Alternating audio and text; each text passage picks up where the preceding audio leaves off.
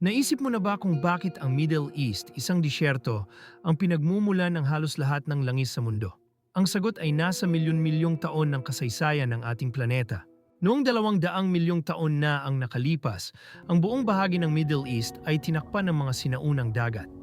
Dito, ang bilyon-bilyong microscopic na organismo ay namatay at dumaong sa ilalim ng dagat. Unti-unti silang naibaon sa ilalim ng sediments.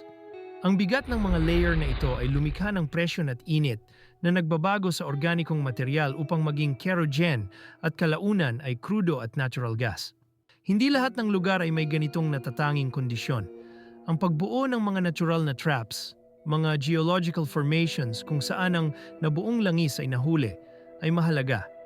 Ang mga cap rocks, matitigas na mga layer ng bato, ay nagsisilbing takip upang hindi makatakas ang langis. Ang kasaysayan ng Middle East ay konektado rin sa paggalaw ng mga tectonic plates. Ang pagbabago sa heolohiya ng rehiyon ay nakatulong sa pagkakulong ng langis. Sa kasalukuyan, ang Middle East ay may mga advanced na teknolohiya upang mag-explore at mag-drill ng langis, tulad ng sa Ghawar Field sa Saudi Arabia. Ang kasaganaan ng langis sa Middle East ay may malaking epekto sa pandaigdigang ekonomiya na ginagawa itong sentro ng global energy market.